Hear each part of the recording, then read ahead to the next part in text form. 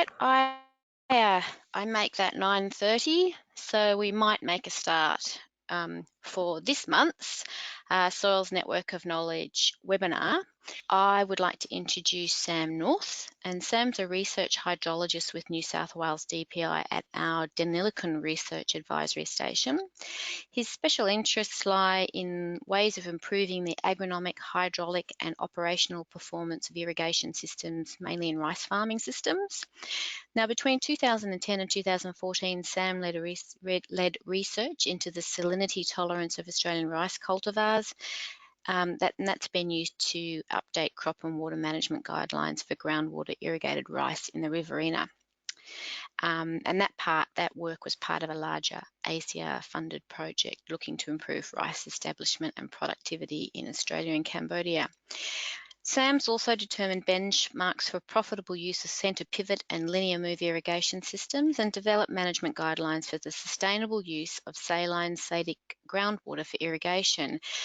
And so he's the right person to speak today on this subject, particularly where we have an issue with water scarcity in New South Wales. So I am going to give Sam the presentation rights. Morning, everyone. This is there's a bit of technical stuff in this talk, and so I'm hoping I've made it generic enough for users to understand. But in order to make sure, and we're all covering off on the same sort of points, I think up front I need to talk about a few key terms. So this talk is about salinity and how to manage soil sodicity. There is one measure of salinity as TDS, total dissolved solids. Salts, they dissociate or they separate into a positive and a negative ion in water because they're soluble. And so normally this would be measured, you'd send off water, they'd evaporate it, and then they get a weight. And so that's your TDS. Because the amount of salt in water is proportional, it's dissociated, it can conduct an electric current, and so we can actually measure the amount of salt in water by measuring the current that we can pass through it. So that's the electrical conductivity, and EC, or electrical conductivity, is proportional to the amount of salt in it, TDS, and that's that little formula there. EC equals approximately total dissolved solids divided by 640. So when you get your water test, if you've got a TDS on it, you can convert it to an EC, or parts per million. And if you've got an EC, you can convert it to parts per million.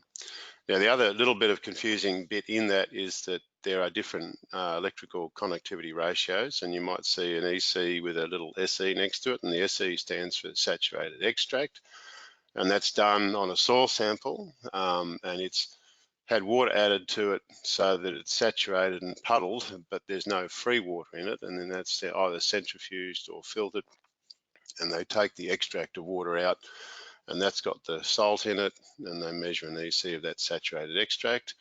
The more normal one you would see from your soil tests is that EC 1 to 5, and that's an extract done on a ratio of 1 part of soil to 5 parts of water. And the other one, I guess I'm using in here, and you might see written every now and then, is EC IW, which is irrigation water, ICW, which is water. And that's simply a straight measure of the water, like your groundwater as it might come out of the bore. Now, the other thing we're talking about today is sodicity, and there are two measures of sodicity. SAR stands for sodium absorption ratio, and it's a measure on the water, so the salt or sodium in the water. It's a ratio of sodium to potassium and magnesium. And ESP is, calcium and magnesium, I'll get that right. And ESP stands for exchangeable sodium percent, and that relates to the solid fraction. It's the amount of sodium that's held on the exchange sites on the clays. A little bit technical, but just bear in mind, the thing you need to remember is that SAR relates to a measure in water, and ESP relates to a measure of the soil. The other thing, just to cover off on leaching fraction, and quite simply, that's the amount of water. You put a megalitre of water on your paddock, 100 millimetres, and 10 millimetres of that will drain, for example, will drain past the bottom of the root zone, And so 10 on 100 is 0.1 or 10%, and that's what your leaching fraction is. And we need to have a leaching fraction so that we don't get salts building up in the soil. The reason why we don't want salts building up is because groundwater contains a lot of salt. So if you've got one, for the example I've got up there on that slide, 1.5 decisemen groundwater, GW. If you put 3 megs onto a wheat crop over a winter period, you're going to add 3 tons of salt. And then if you do that year in and year out, you're going to quickly end up with a lot of salt in your profile. And you need to leach that. So it needs to go out of the bottom of the profile, and that's why you need a leaching fraction. Where sodium comes in is that it can, and I'll talk about this in a bit more detail later on, it can affect your soil to the point where it disperses and it blocks all the soil pores, and when that happens, the soil can no longer be leached. And so you have a double problem. You can't leach it because it's dispersed, and so you end up with all sorts of difficulties and salt going to production limiting lessons. Now, normally when we talk about groundwater management, historically I suppose, or traditionally, it's been a prescriptive approach, and you get information like this. Now this is from our DPI's prime fact, and there's a table in it, and we'll have plant type, and you'll have a root zone salinity. So that's not the water salinity, that's the salinity in the soil, at which you start to get a percentage decline in production. And say if you think, oh, I'm going to go cotton, and if you have a look at your table there, your cotton, 10% root zone salinity, 2.5 decisemens. And depending on the texture of your soil, how well drained it is, you're going to get a certain leaching fraction. And then that will give you an idea of what your threshold or upper limit for irrigation water salinity should be. So if you've got a well-drained soil, you could put on 3.3 decisemens. It would leach a lot of that salt out, and so you could grow your maize, and you wouldn't go over your 2.5 decisemens per metre. If it's less water out the bottom, so moderate to slow draining, you can see that figure there.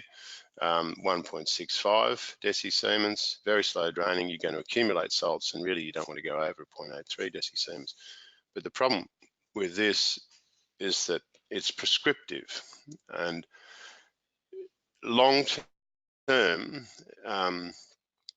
within that formula, so to speak, there's management of salinity, but there's no management of sodicity. And so you might go along quite happily irrigating, and there'll be a change of season, or you'll put fresh water on again, or something will happen. You might change crop type, and things don't work out so well. Like that soil might collapse, it disperses, and then the problem is that what you do with it. And there are examples that I've seen where paddocks basically have become non-productive. It's good, that information, if you're in a development phase and you want to know the quality of your water and what sort of crops you can grow, but it doesn't inform long-term use and management, particularly of soil sodicity. The approach I'm advocating in this, and I'll give you some evidence as to how and why this might work, is to do what you would normally do in a farming situation. It's apply active and adaptive management. So you need to put in place some monitoring with some benchmarks and some trigger points. And as you do that monitoring, you're running through this plan, do, check, act cycle. So first off, assess your water, have a look at what crop you want to grow, you irrigate, you apply gypsum, and then you monitor your soil and your water, particularly your soil. You see whether you reached any of your trigger points, so root zone salt, you don't want it over a certain limit, and you have a look at an assessment of your leaching fraction. Have you exceeded these limits? Yes, then you need to change something. If you haven't, then you can keep going. Plan, do, check, act. Now this is I put this caution up there because this is a generalized discussion. And the information I'm presenting comes from my experience and those of my colleagues here in southern New South Wales and northern Victoria on the riverine plains. And so we're really dealing with sodium chloride dominant groundwater. we are predominantly surface irrigated systems, and we have winter dominant rainfall. And looking at the list of people who are attending this, we've got people from everywhere nationally. So that red bit of type on the bottom of the script, seek specialist advice, particularly if it's relevant, to make it relevant to your situation. And I'm talking mainly about managing sodium chloride, but there are other things in these waters, and so go and get a water test and make sure and see what you've got in your samples. Why do we need to manage salinity and sodicity? Salinity affects plant growth, sodicity affects soil aggregate stability and therefore your ability to leach it. The effect of salinity is mainly through what's called an osmotic effect. This makes the water harder, the more salt in the soil makes the water harder for the plant to extract from the soil. It reduces transpiration and growth, and so therefore you get a decline in yield. You may, in some instances, if you build up levels of certain salts to toxic levels, or there might be nutritional disorders. Sodicity affects infiltration and hydraulic conductivity. If you can't get water into the soil, you can't get water to the plant.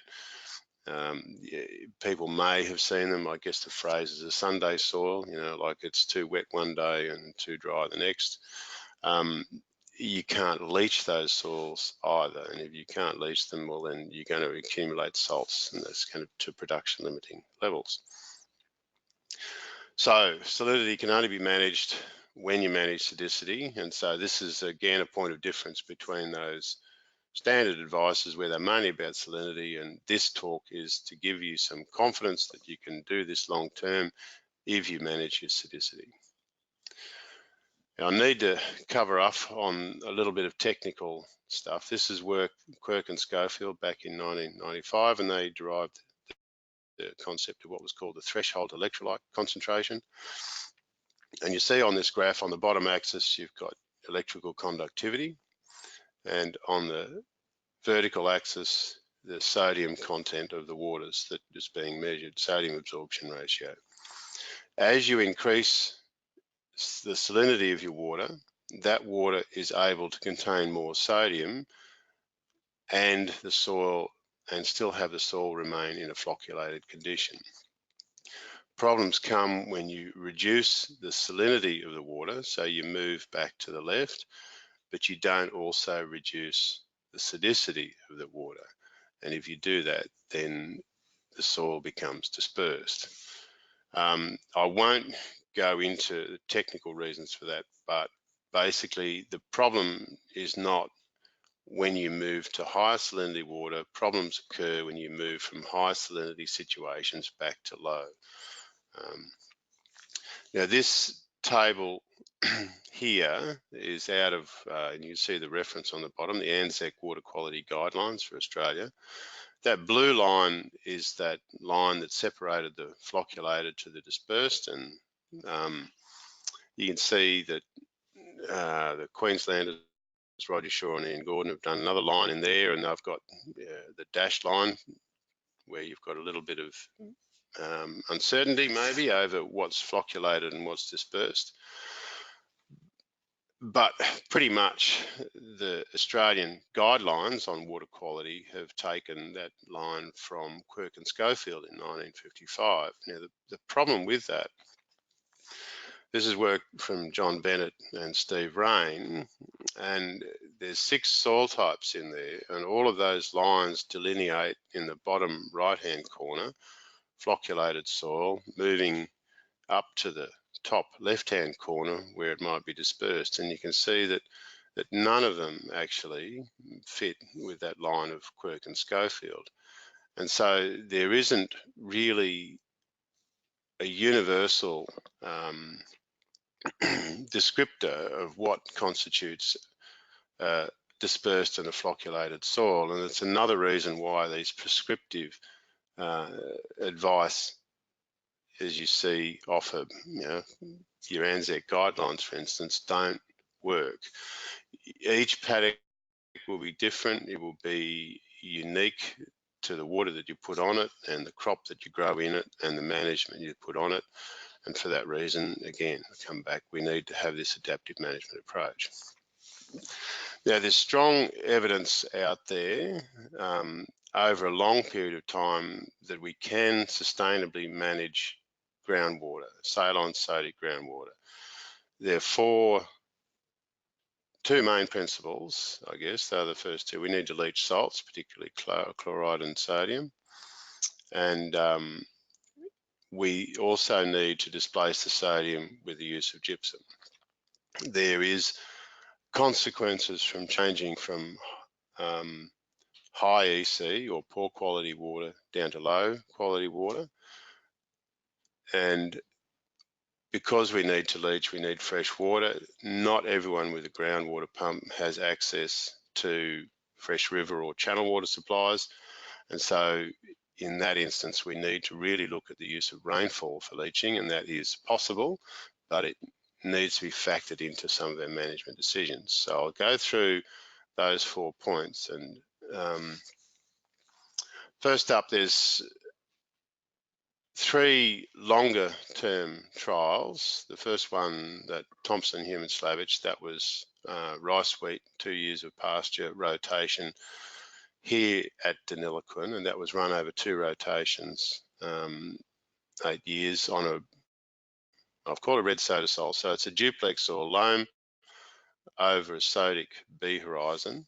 That second one there, I'm not really going to talk about, but that link there is worth going to. It's a rather intensive system. It was done for Griffith Council by Nihal and John Blackwell and Tapas Biswas, and it showed that in an intensively managed situation, you could successively reuse drainage water. So you put groundwater onto a paddock, take the more concentrated tar water off the bottom end of that paddock and apply it to another paddock, and you could get good productivity until you almost got brine. So it's a good example of how you can intensively manage groundwater to be sustainable and successful and be productive. As I say, I'm not going to talk about it. I suggest you go and have a look at that publication. It's still on the web. Matt Bethune and Terry Beatty, 10 years of irrigation with saline water. They had 2.5 deci semen and 4.5 deci semen at quite high sodium ratios. It was a lighter soil type, non-sodic in the subsoil, and it was on perennial pasture, and that pasture was left undisturbed. So those 3 examples, they give us a good instance or that we can actually do this sustainably, and there's a few lessons that we can take away from those trials. This first one here is the one at Deniliquin, and you see the graph on the left is electrical conductivity on the vertical axis and date on the bottom. The right graph is your sodium absorption ratio of your soil water, and you can see the rotation, wheat, pasture and rice, and there was 3 treatments of control with only, that's fresh channel water, 0.15 deci-siemens, a low salinity water where 3 deci-siemens was put on the wheat crop, that would have been in spring, and 2 deci-siemen water was put on subclover, and there was a high salinity treatment where 4.5 deci-siemens was put on the wheat and 3 deci-siemens on the subclover, and then a rice crop was grown on fresh water to leach the salts out of the profile and see what would happen with those salts. If we look at electrical conductivity, we can see here at the start of the trial period, we put salty water on the wheat and we get salt increases, and it increases more in the high salinity treatment than it does in the low salinity treatment. There's some winter leaching under the pasture and a bit of a rise as we come into the rice, but then we grow a rice crop and our soil profile, this is from 0 to 90 centimetres, our soil salinity is the same at the end after one rice crop as it was at the beginning of the treatment period. Now it's a similar pattern with the sodium in the graph on the right. It increases through the treatment period where you're putting groundwater on, and it declines with the rice crop, so we do get some leaching of sodium under the rice, but we don't leach all the sodium, and so our sodium levels at the end of the rice crop haven't gone back to where they were at the beginning of the experiment. So that message number one, we can leach chlorides quite easily. Sodium is stickier, if you want to call it that, and so we need to be more careful about managing sodium, and we're not going to just leach it with fresh water. How many rice crops would it take to leach that sodium with fresh water? And again, here, a little bit more of a complicated graph, but again, we've got electrical conductivity on the horizontal axis. We've got depth down the profile on the vertical axis. We've got, as I say, electrical conductivity in these graphs on the left, and we've got sodium absorption ratio, so soil water EC, soil water sodium, I should say, on the right. After one rice crop, we've got our control, not that much salt. And we've got starting with a salinized profile. We're not back. Two rice crops, we see we've shifted the salt to the left, less salty. After three rice crops, we're pretty much back to a similar sort of level of salt in the profile as we had before we put the groundwater on. Four rice crops, again, no difference. And we see on the right with the sodium, even with four rice crops, we're still not back to sodium levels that we were as at the start of the treatment. So even with a lot of leaching, and you could be putting on, like 14 megalitres a hectare over summer, so that's 600 millimetres pretty much over 4 seasons, for instance, on 4 rice crops. It's a lot of fresh water, and we still haven't shifted all the sodium out of that profile.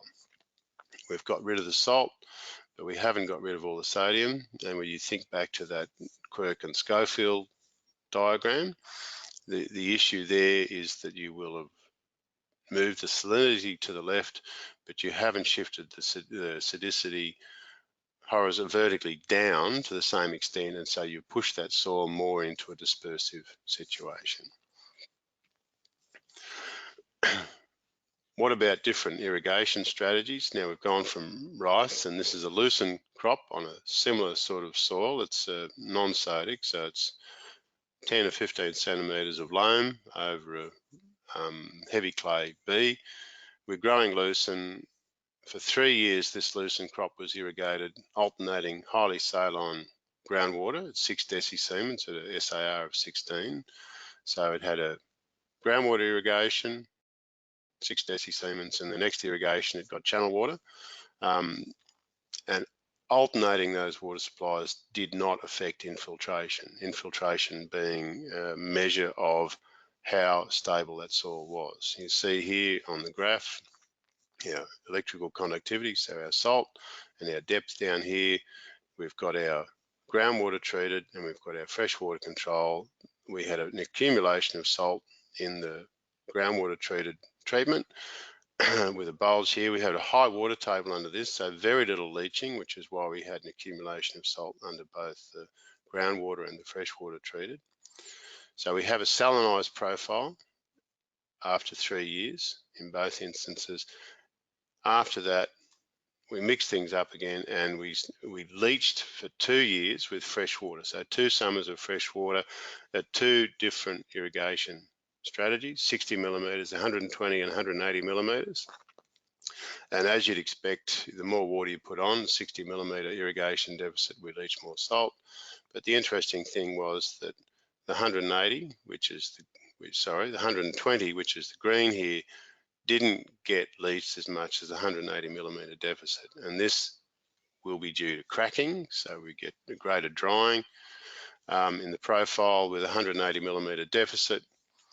And as a result, we're able to get more water to pass through with those irrigations, and we're able to more effectively leach the crop. So we can use more episodic irrigation to more effectively leach and make better use of a limited amount of water to actually leach these salts.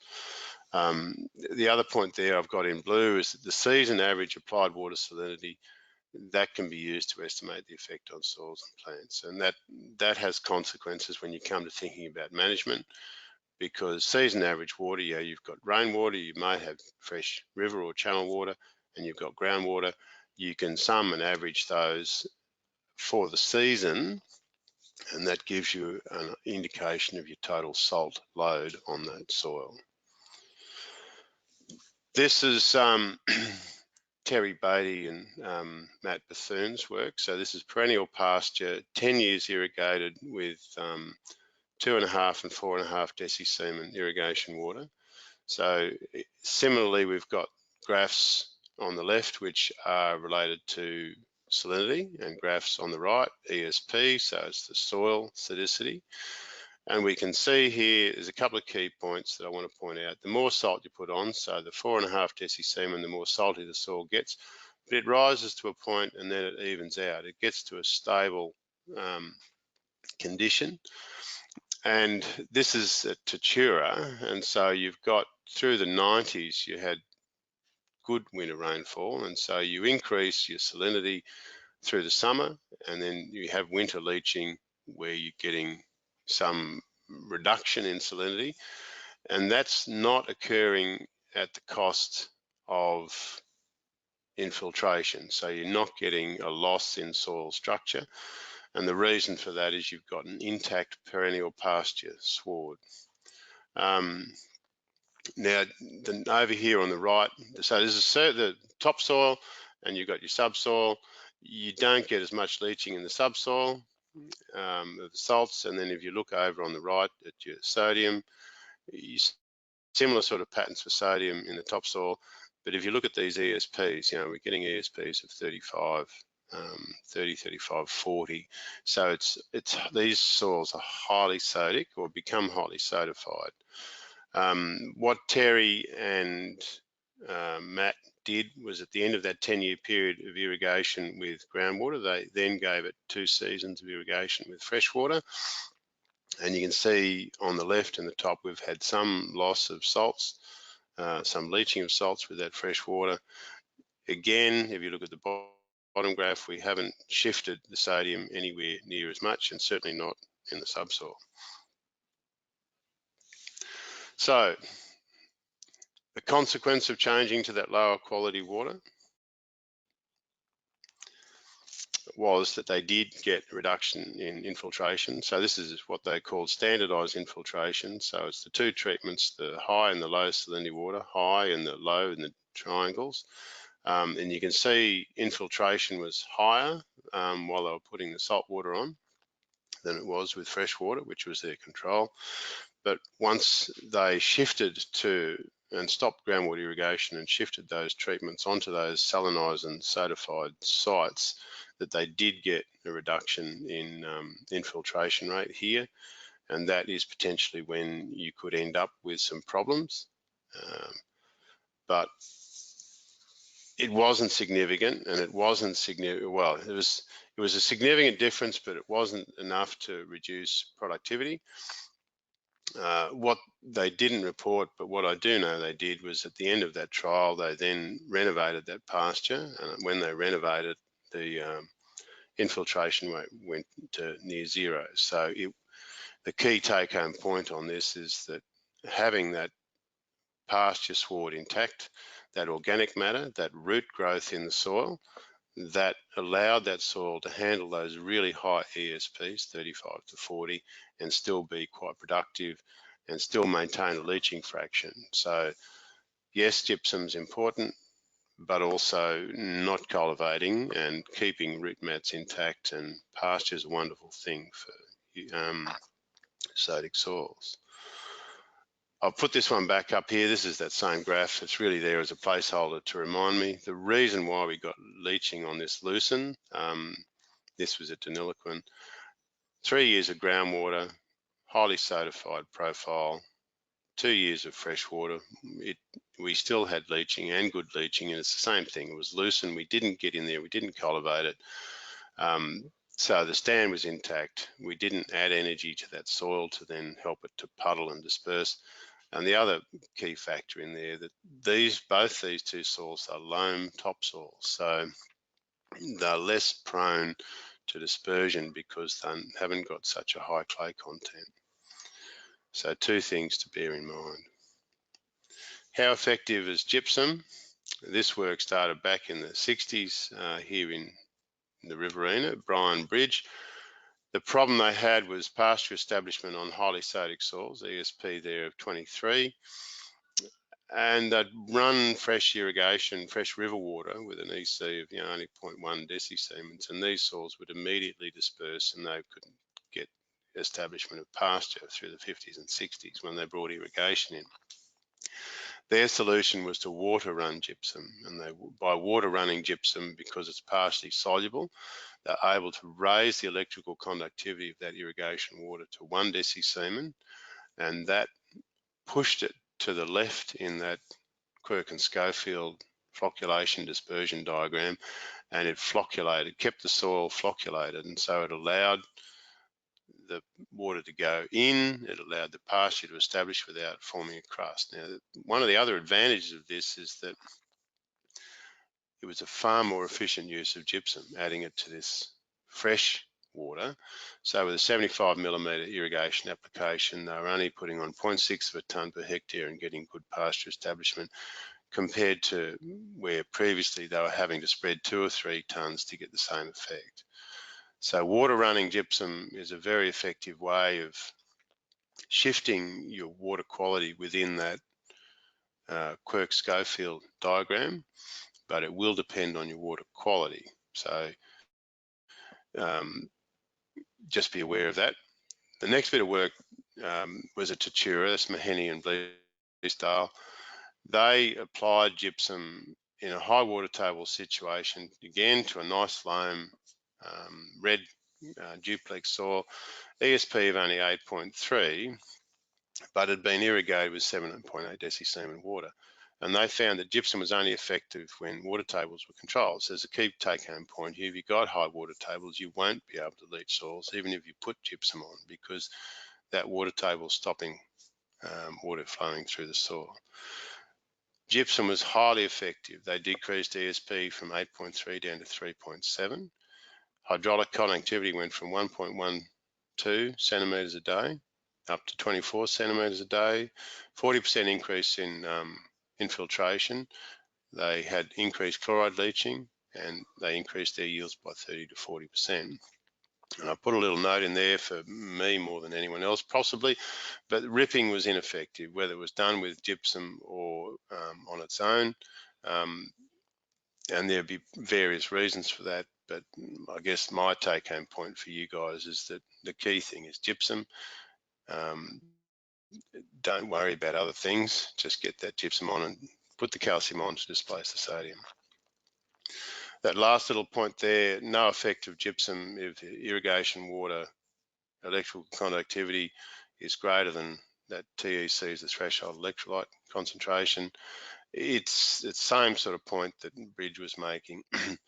If your water's salty enough or quite salty for the sodium levels that you got, putting gypsum on is not going to make any difference. It's when you go from salty water back to fresh water, well, that's where gypsum becomes effective. So you reduce the salinity of your water, but you haven't necessarily reduced the sodicity of the situation so much. So you put gypsum on to get that electrolyte effect and keep everything flocculated and on the right-hand side of that Quirk-Schofield diagram. Peter Slavich and John Thompson, back in the early 90s, looked at, these are all rice soils, 3 vertisols and 2 sodasols. So uniform grade clays and 2 transitional red soils. They found, similarly to their other work, that rice was leached, rice leached the chloride beyond 90 centimetres, but by putting gypsum on 12 to 18 months before they ponded for rice and incorporating that gypsum, the gypsum significantly increased chloride leaching under the rice, and gypsum also enhanced the reduction of sodicity. So putting that gypsum on prior to freshwater events or a leaching event will facilitate leaching of salts, and it will also help you shift the sodium that's in the profile. It needs to be in the surface before the event. That other point there will make sense later on. Leaching fractions need to be at least 0.1 for a salt balance. If your irrigation water EC is 0.75 to 1.1. Now, 1.1 decisiemen is not particularly salty. it's saline water, but the take-home message there is that it's your average salinity over the season that makes the difference. So you might have 1.8 decisemen water, and you might have 450 mils of fresh rainfall, and when you combine the two, you get your average EC that's going onto that soil. We'll talk about that a bit later. And again, that point about water tables, you can't leach when there's a shallow water table, so they observe better leaching with a deep water table compared to a shallow. This one is the results from that experiment, and there's a grey vertisol on the left and a red sodicol in the graph on the right, and you can see a 0 gypsum rate, and we're going with depth, you've got quite high chloride. This is chloride, not electrical conductivity, but chloride's a good indicator of salinity, and you see that as you increase the gypsum rate from 2.5 to 5 tonnes with one rice crop, you get more leaching, and you come down here, and so we've lost some salt there, a fair bit of salt, or chloride certainly. In the sodicol, it's a leakier soil, and so before rice, we've got significant amount of salt below a metre. Even with just a rice crop, we've lost some of that chloride, but when we put 2.5 and 5 tonnes on, we lose even more, down to 2 metres. So we get greater leaching with lighter soils and with higher gypsum rates. But you can see that the gypsum is actually quite effective in helping to shift salts, so it's an asset and an aid. Rainfall, how good is it? This was work done by Ian Hume, Peter Milthorpe, also back in the 90s, out at Hillston and Walpeup. So we're talking about a mallee semi-arid environment. I can't for the life of me remember how much rainfall these places get. Hillston's in Western New South Wales and Walpeup's in northwestern Victoria. These are modelled results, but you can see the year down the bottom. So they modelled it from 1957 through to nearly 1990. And with different rotations, so you've got a lucerne rotation and a medic rotation. The lucerne's in the black square at Hillston, and then they had a rotation without fallow, and they had a rotation with fallow at Walpeup. And you can see, as you'd expect, that with greater water use, you get fewer recharge events. So this is recharged below the root zone, but even with a deep-rooted crop like lucerne, over that period, you do get significant periods where you get deep drainage. And so even in these semi-arid environments, you do have opportunities where you get excess rainfall and you have leaching. You can see that there's more with a medic rotation. The medic's not using as much water, or with the fallow, there's more opportunity to leach. I'm not advocating fallow for groundwater users, but you can see that opportunities exist. How does that relate to the real world? This is data from just to the west of Deniliquin. CSIRO sampled the soils in these districts back in 1947. They measured chloride and sodium. We went through in 2007, refound some of these sites and resampled them. And you can see we had a mix of irrigated and dryland sites paired. The graph on the left, we have chloride, we have down the profile. 1947, they are relatively highly saline sites. Over that 70-year period, with just rainfall, we've had a significant amount of leaching since the 1940s. And with irrigation, we've even lost a little bit more chloride. The difficulty has come because we haven't really, you can see on the graph on the right, we haven't really shifted sodium.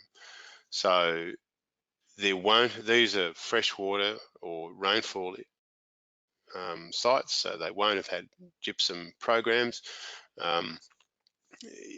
If you were going to add gypsum to these sites, then I would expect that some of that sodium would have shifted. But the point behind this is that rainfall can be quite effective in shifting salts. You do need to keep adding the gypsum in order to shift the sodium. So summing up, soil stability, it's dependent on clay content and clay mineralogy, which you can't do anything about. What you do have control over is organic matter, your cultivation, and that combination between the electrical conductivity of the water you're putting on and the sodium in it, so the total salt load as well as the ratio of sodium to calcium magnesium. You can use those things to your advantage in order to make groundwater irrigation sustainable. You can leach those salts with fresh water. I've got a note for myself there that this is best done with surface irrigation, and that's because surface irrigation applies that leaching fraction. If you use precision irrigation systems like spray or drip, then you're really relying on rainfall then, and you're more likely to end up with problems. So it's not that they can't be done, but you need to be more aware of your management with spray and drip, particularly subsurface. I don't think I'd be advocating groundwater use at all. And for those systems, yeah, I guess I'm saying surface irrigation's best. Sodium and dispersion can be managed with gypsum, which we've seen. You can leach efficiently using winter rainfall. So apply your gypsum before winter rainfall will help you leach salts as well as displace sodium. And you can use episodic events. So you crack your soil and put your gypsum on and then wash it in. Which is the second point, applying gypsum to dispersive soils before low EC water is applied. Don't put low water on and then go, oh, I should have put gypsum on. It'll be too late. A couple of do's and don'ts. First one, apply a leaching fraction. So you need to apply water, enough water so that you get drainage below the root zone. Otherwise you get an accumulation of salts. If you've got high water tables, you can't do anything about managing your salts until you control those water tables. Conservation farming, that's around that cultivation. Don't disturb your soils. That last point there, matching irrigation intensity and the salt content of your groundwater with your access to fresh water. So if you haven't got access to fresh water and you're relying on just rainfall and you've got high EC water, then you really probably want to come back to just opportunistically irrigating the odd winter crop or even preferably pasture. If you've got access to fresh water for leaching, then that gives you greater opportunities for using higher salinity water and more intensively because you've got the ability to leach it. A couple of big do nots. Don't shandy your groundwater with your fresh water, and there's some technical reasons for that, but the main reason is that you can reduce your conductivity by half, but you'll only reduce your sodium, your SAR, by 0.7. So you don't reduce your sodium to the same proportion as you reduce your total salt load. So you get fresher water, but it's got a higher proportion of sodium in it, and that's just the way the ratios work. So you can, by shanding your water, actually get a poorer quality water applied. You're better off to alternate supplies or strategically use it. So fresh water to get a crop up, and then when a crop gets a little bit tougher, you can then use salt water, and see if it goes for another sensitive period like flowering, then you can come back to using fresher water. So be strategic about how you use your water. Don't shandy it. Don't cultivate dispersive soils, and don't bare fallow. Now, I've lost track of time a bit. This relates to that PDF that you've got in your attachments. And this is that adaptive management approach. 7 steps to this, and that is well described within that manual. We're talking about a monitoring program which involves testing your groundwater and your soil, having a look at what those results are, what your farm business structure is, how you set up, what crops you can grow with that water and with the overall EC and sodium regime that you've got. There's some simple soil testing and sampling and testing that we can do to actually determine your leaching fraction. And we can do a simple dispersion test in water that will give you an idea of how your soil is going to behave with the quality of water that you're going to put on it. And given that information, you can then decide on your most appropriate management. These are all covered, and I've got that in red there. So there's 8 chapters in this book. In chapters 6 and 7, testing and monitoring and how you interpret your results. So I'm just going to spend 10 minutes and go through this very quickly. But there is, as I say, there is more detail in that book. The 2 goals, if you haven't picked up on my main thread here, you need to manage the salinity in your root zone so that it doesn't exceed or become too hot, too salty, and you lose production. And you want to manage the sodicity of your soil so they remain flocculated. You don't want to end up with a paddock like those photos. That's a dairy pasture, supposedly. It had nothing but groundwater with no management on it over a 4-year period, and it turned it into just gloop, and they lost. That's really weeds you can see in that photo on the right. But nothing's insoluble, nothing's irredeemable. I did see that paddock 4 years, actually probably a bit longer, but after 3 years of good management when it changed hands, and I reckon it was probably one of the best subclover pasture stands I'd ever seen in the district, growing on that same block. After that, applied gypsum and leached the salts from it. So it can be done. Number 1, assess your groundwater quality. If you have a bore, you should have a little handheld EC meter. You should also have a full analysis done on that water as it comes straight from the bore after you've pumped it for a little bit and purged the well. Get a sample, send it off. I've talked about salinity and sodicity, but there are other things, bicarbonates, borons, arsenic, maybe even a few other things that you need to know what's in there, and so you need to send that water away for a full analysis. I'd do that initially once the bore's commissioned. I'd recommend doing it every 3 years.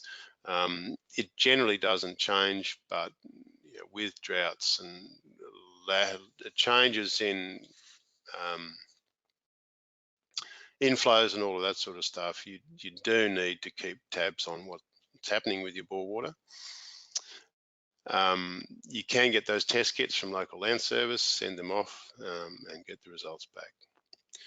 With your EC meter, you need to be checking regularly at the start of the season what's changed, and then at least monthly, so that you can pick up if there's been a spike or a reduction or in the salinity, the EC of your water. Keep notes. The next thing you need to do is sample your soil. Again, like you see, I'm labouring this point, keep good records. Of the location, depths and date collected, you're looking for salinity, sodicity, pH, dispersion in fresh water, and also in the water that you're going to be irrigated with. And you'll get, when you send it away, you'll also get an ESP, exchangeable sodium percent, on that soil sample. Keep supporting paddock information for your groundwater irrigated paddocks, how much rainfall and irrigation you put on, and the conductivity of that water, what crops and yields, when you put gypsum on, when you cultivate it, that sort of thing. The key thing here is to sample the same sites at the same time. Do you pick spring or autumn? You choose. It depends on how busy you are, I'm sure. But as long as you're consistent, it will depend on your farming operations and your rainfall regime. Select sites for sampling, GPS them, pick sites that are representative of the bulk of the paddock, but then also have a look around. If, for instance, in a rice rotation or a rice block, you're passing water from the top bay down to the bottom bay, you would also be sampling, particularly in the bottom bay where you're going to have accumulation of salts. So in a border check layout, you might sample, for instance, at the head of the bay and at the bottom of the bay, anywhere where you've got reuse, anywhere where you've got heavier soil, where you can see problems might occur. 0 to 10 and 20 to 30 as sample depths is pretty standard. We also want to sample at the bottom of the root zone. If you go deeper than 60 to 70 centimetres, then by all means do so. You wouldn't really need to go past 90. but I think most commercial services will top out around about that 60 to 70 when they're doing their deep end tests. So if you sample at those depths, that'll allow you to do a number of calculations. Once you've got your results, you can calculate your average root zone salinity. You then look up what that root zone salinity and the crop tolerances are and see whether you're growing the right crop, need to change your crop rotation or crop mix or shift to a pasture or something like that. With those numbers, you can also determine a leaching fraction. Now this, I've got drawing tools here. I'll see whether I can use these and see whether you can see my mouse. So 0 to 10, 20 to 30, 60 to 70 in the second column there in the top table. And you see you've textured it out, clay loam, light clay, heavy clay. That conversion factor relates to the texture, and the conversion factor is needed because you've set your soil away and you've got an EC from 1 to 5 for that soil sample, and you need to convert it to estimate the saturated electrical conductivity, ECSE. So conversion factor of 9 in the top row, EC 0.1, so we've got 0.9. Our 3 depths there, 0.9, 1.6, 2.4, and what we're after, you see it in blue there, we've got an average root zone ECE, so we just use those 3 numbers and we get a rough average of the root zone saturated electrical conductivity of 1.6. That's our soil data in the top table. In this bottom table, we've got our water data. This farm's got 3 sources of water. They've got groundwater. MIL stands for Murray Irrigation Limited. So that's channel water from the irrigation delivery company. And we've got rainfall.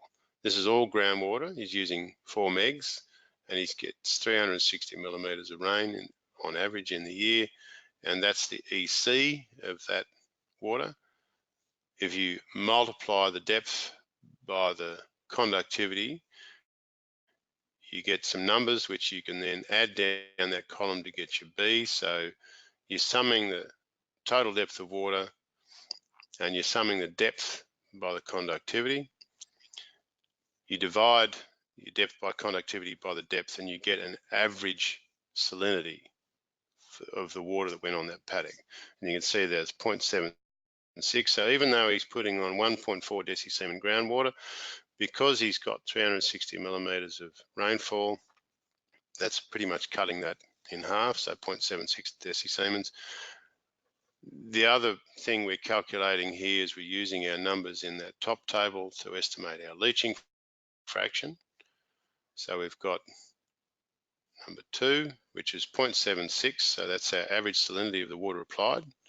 We're dividing it by the salinity of the water at the bottom of the root zone, which you can see there is 2.4, and a conversion factor of 2.2, and we work out that we've got a leaching fraction of 0.14. So we've got 2 numbers out of the information that we've collected from our soil and water sampling and our monitoring.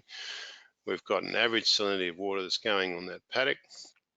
We've got a leaching fraction, and we've got an average salinity of the root zone. So 3 numbers there. They are the numbers we're going to use to make our management decisions.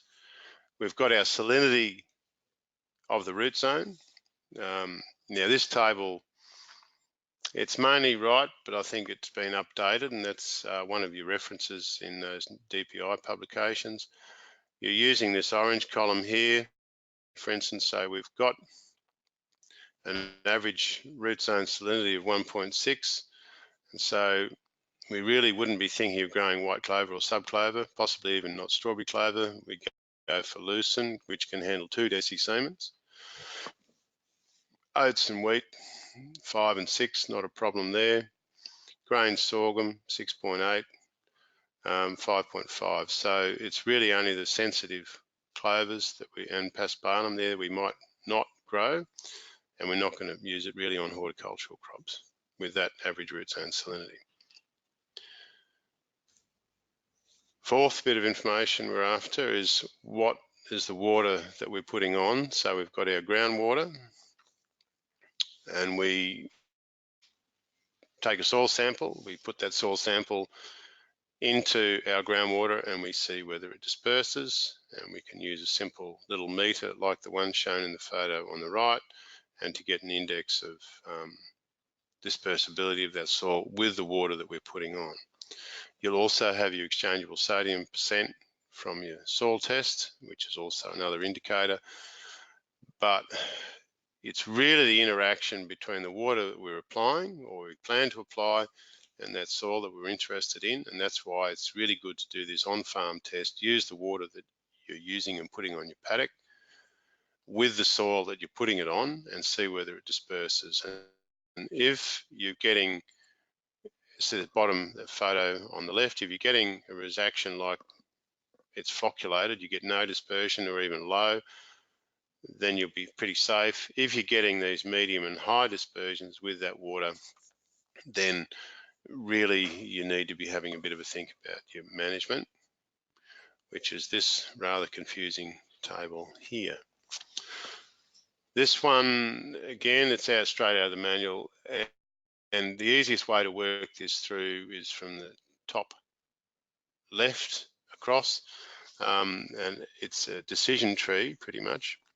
So if the average root zone EC is less than the threshold value for your crop, so we had root zone salinity of 1.6 decisemen, and we're growing lucerne, which has got a threshold value of 2 decisemens.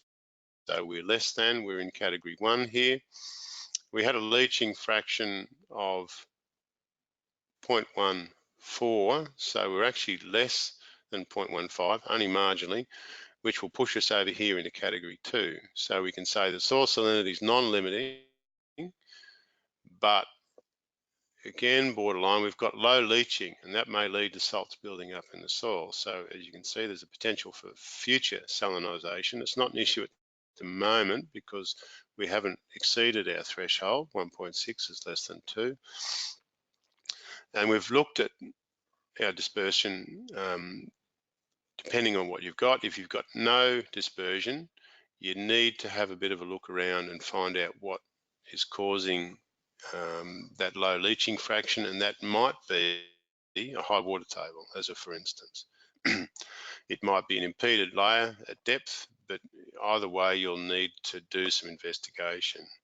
If the soil's dispersing, well, it's pretty clear that that's why you're not getting your leaching fraction, and so you'd be applying some gypsum to flocculate that soil, help it leach some salts. If you've exceeded your, if your root zone salinity has exceeded your threshold for your crop, but you're getting good leaching, you need to have a look at what's causing the high salinity in the first instance, but get water on there to leach that salt out or change to a more salt tolerant crop.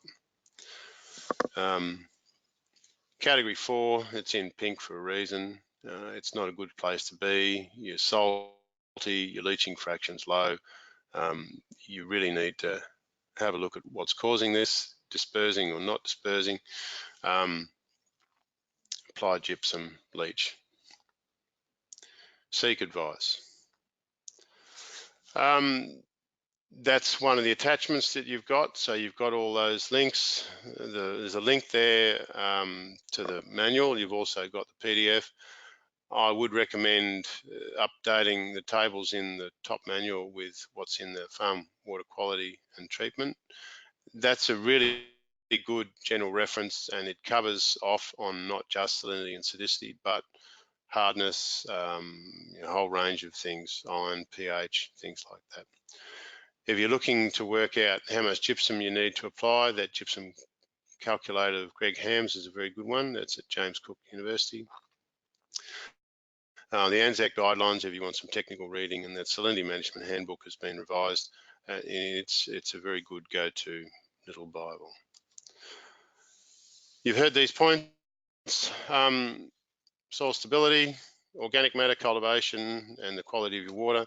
Leach your salts, manage your dispersion with gypsum, use your rainfall strategically and your fresh water strategically, apply gypsum. And Abby, I think we're just about done. Fantastic. Thanks, Sam. Very pertinent, as I said, with water scarcity in New South Wales, and also really highlights the importance of managing to your individual system and the importance of monitoring. So today's webinar is a little bit longer than we normally Yes. have it. So we've got it. That's all right. We've got a few moments for questions. So I've got one here from Clayton Richards. He said, thanks for the presentation. Have any of these studies used gypsum in different forms, so rock gypsum versus the recycled gyprock material, and any comments on the effectiveness of those different materials? Yes, they have. I can't remember which ones off the top of my head. The key bit of advice is that you need to check the quality of your gypsum. So if it's got impurities in it, then bottom line, really don't use it. There are different impurities, one being sodium chloride, and you don't want to be putting sodium chloride on your paddocks. And then the rest of it comes down to rock, down to fineness. And the bottom line there is that the finer it is, the more easier to dissolve it will be. So it's a bit like a sugar hit. The coarser, like the finer it is, the quicker it'll dissolve and the quicker the electrolyte effect, but the shorter the duration, if that makes sense. So the coarser it is, the longer it'll last, but it depends on what you want to use it for. So the main take-home point there, get it analysed for impurities. Go for finer if you can. Do we have numbers around that fineness? Because someone's asked about specifics around that as well. Yeah, I do have some numbers that Ringer is the one that wrote on that. Not off the top of my head, probably is the easy answer to that one. I've just found what I was looking for. I'm reading now. Okay. Yes, that bit about impurities, cadmium, boron, sodium chloride. The recommendation is that if the gypsum contains more than 1% sodium chloride, don't use it. Your supplier should provide an analysis of your gypsum. Basically, the finer it is, the quicker it will dissolve. And so that depends on your use and how quickly you want to get it in there and the state of your paddock at the time, I would think. A lot of this comes down to like down to cost, I should say. The main thing is the impurities. Gypsum, coarse or fine, it will work, but just make sure it's got a good quality. Yep. Okay. So there's just a quick question from Nick O'Halloran. He said, is the calculated LF an actual or a required LF? I guess that's from that table you're talking through. Yeah. It's calculated from the data that you collect, and so it's an actual. The two bits that Nick's talking about, there's leaching fraction, which is actual, leaching requirement, which is done from a planning point of view as to what you might need in order to keep root zone salinity below your crop threshold. But again, with this management approach, we're wanting to actually get growers to do that soil sampling, measure the salinity at the bottom of their root zone, as well as the salinity of their applied waters, so we can estimate what the actual leaching fraction is, because it's a key indicator of whether that system's sustainable. We do need a leaching fraction. It's certainly more than 0.1. I've been conservative in saying 0.15. The higher the salinity, the higher the leaching fraction. So that is required. So 0.15, like most crops with irrigation water, and I wouldn't be recommending anyone using like more than 2.2 decisiemens sort of water. The saltier it is, or the less available fresh water is for leaching, the more cautious you should be about using higher salinity water, because it's that average salinity applied. So yeah, Nick, if you're still hearing me, it's actual. Okay, thank you. And kind of following on from that, Yolanda has asked, what are the options of the low infiltration subsoils, so sodic subsoils? The long-term implications are that, if you've got those sort of subsoils and you're not getting leaching, you're going to accumulate salts. But in my experience here in the Riverina, like we've had subsoils, you saw that one of Brian Bridges, an ESP of 23, you've got ESPs of 30 to 35 in the subsoil, and that Tature experiment of Terry and Matt Bethune's, and you're still getting leaching. So you can manage them. You have, that's the whole point, I guess, is to measure them, monitor them, and see what's happening. If you've got those tight subsoils and you're not getting any leaching, well, then I would cease irrigating them with groundwater. In general, you'll find that if you're consistent with the quality of your water, those sort of soils will tend to open up. Our Western Murray soils, I had one irrigator come in at one stage that normal rice water use is anywhere between, say, 12 and 14 megalitres a hectare over a season with an aerial sown crop. And he was using 30 megalitres a hectare because he'd had like about 5 to 7 years of irrigating with groundwater, and he'd opened up his soil that much. It was just behaving like a sand. So we might call it a day. I'll just take this opportunity, even though Sam's not here, to thank him for presenting today, and to thank you all for attending, and for those of you who've hung out right to the end. And we will hopefully see you next month. So thanks very much, everyone.